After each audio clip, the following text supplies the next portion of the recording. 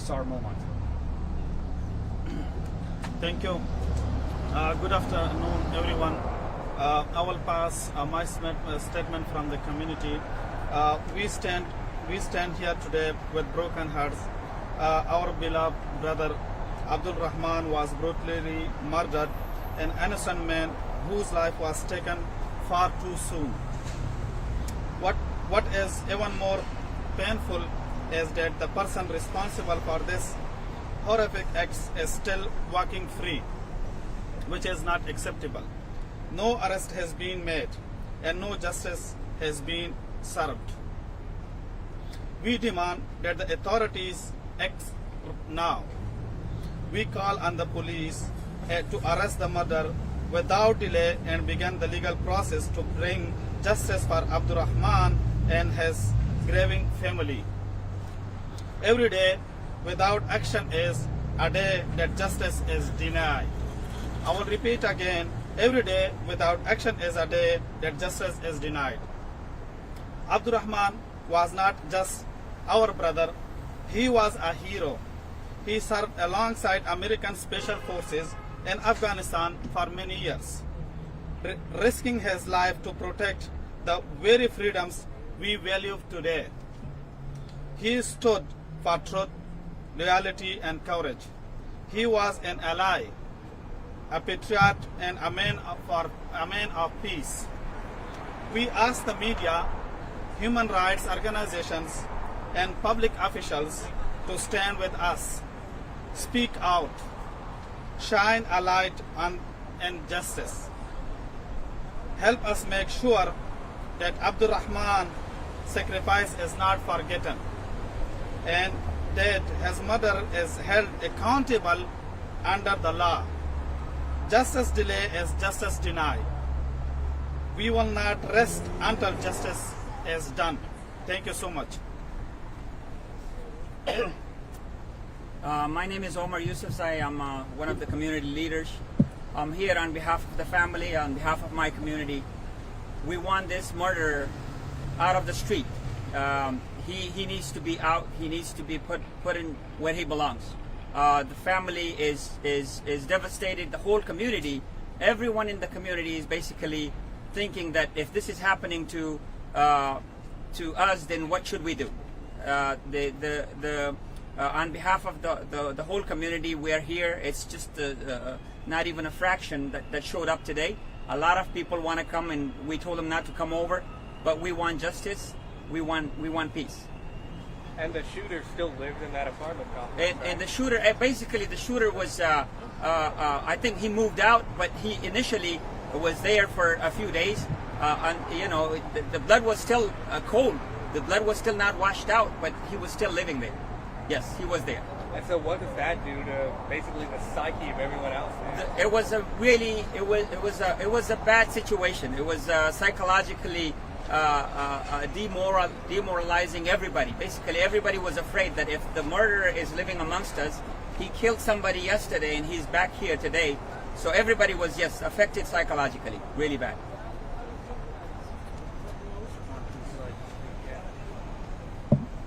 I just want justice for my brother and for his kids, for his wife.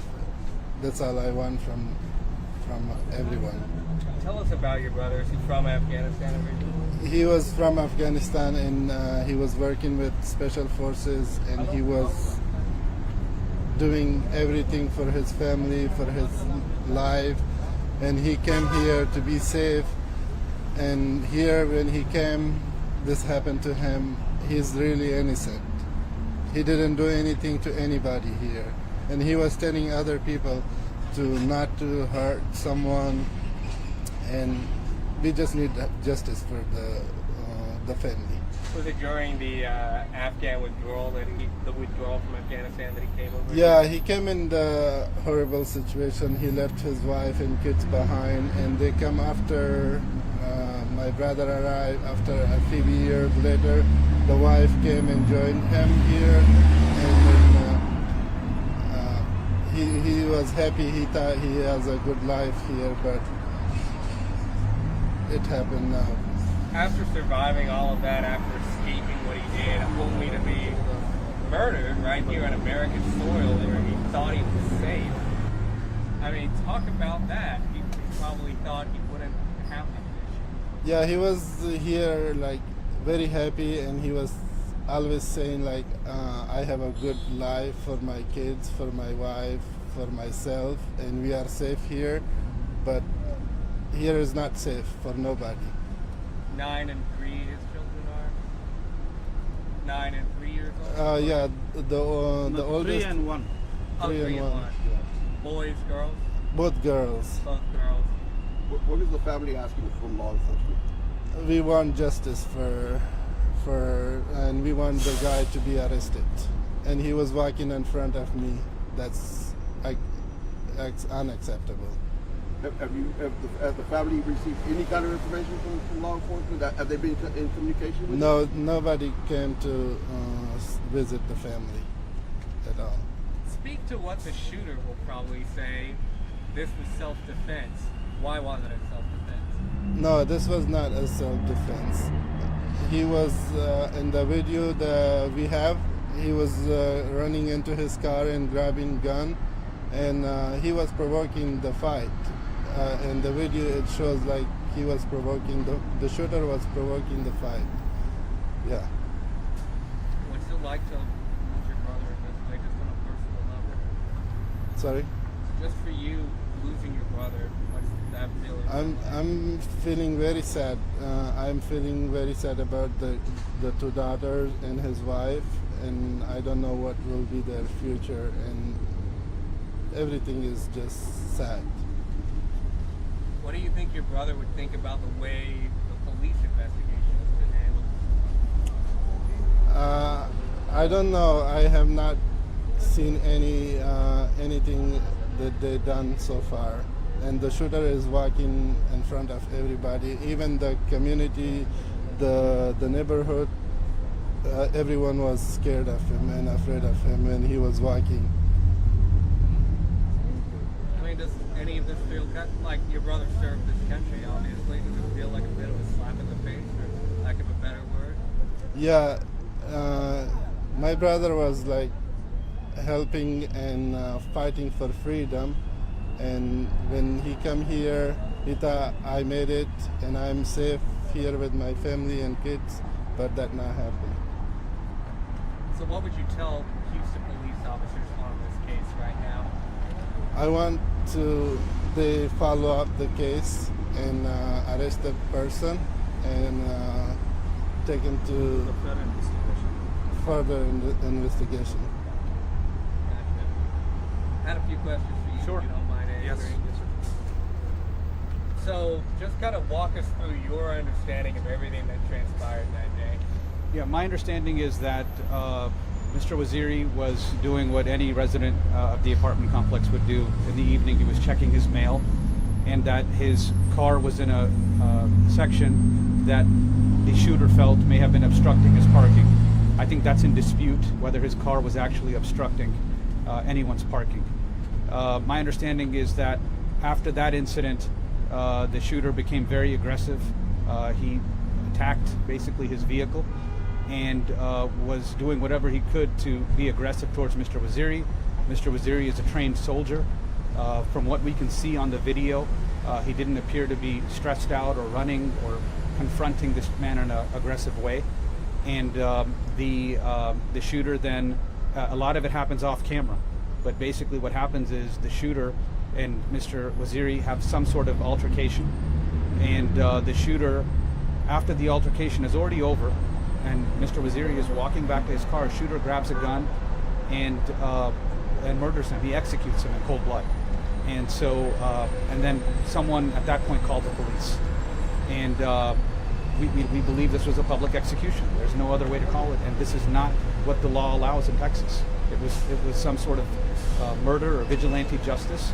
And we're asking law enforcement to do their job, to arrest this man. And if he wants to raise a self-defense argument, let him do that with from the vantage point of, or from being behind bars. He can do that. He has all the defenses he has, but we're asking HPD to make an arrest and charge this man with murder. from everything I've been told, it's very difficult in Texas to disprove a self-defense argument. The burden's now on the prosecutors to prove why it wasn't self-defense. So why wasn't it, in your opinion? Well, there's a number of different reasons. I don't want to get into all of the legalities, but I will tell you that self-defense is an affirmative defense in the sense that it's raised after someone has been charged with a crime, right? You cannot provoke the incident and then raise the claim of self-defense. That's not how the Castle Doctrine works, and that's not how self-defense works under Texas law. And so we believe the evidence is going to show that he's, there's at least enough evidence to arrest him for this crime. If all of this occurred off camera, how do you know it happened? Well, there are witnesses in the community that observed what happened, and there has not been a proper investigation to determine who saw what and heard what from this scene. This happened in public view. There's hundreds of residents at this apartment complex, and no one has been sent out to interview anyone yet. So detectives haven't spoken to the witnesses you spoke to. That's correct. Have you provided them with the names of these witnesses? Well, that's what we want to do here today. We want to ask detectives, at this point, it's detectives that are on the night shift that are investigating this crime. This should have been escalated. We've had 4 days now, since Tuesday night now, that this killer has been roaming free, and there's been no information shared with us about what happened or why it happened, where their investigation is leading. So there's a killer on the streets. Do you think language barriers have posed any issue in the investigation? I hope that it's something as simple as that and nothing else. If that is the case, then there are plenty of people willing to help with interpretation. Some of these members of the African community were interpreters themselves for U.S. forces overseas, so that shouldn't be the problem. And in a city like Houston, Texas, you should have plenty of people that speak multiple languages. Yeah. And so just from the outside looking in, how is this investigation looking like so far? I mean, do you think they're trying to solve this? Well, I mean, I think there needs to be more work done. There's panic and fear in the community right now, and depression at the fact that more has not been done. So we're asking the Houston Police Department to step up and do more.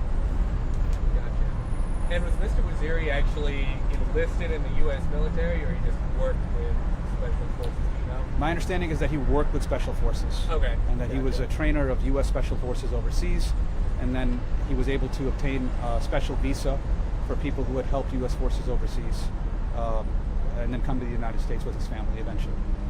So if there's anything else we haven't asked, or if anyone wants to say something, feel free.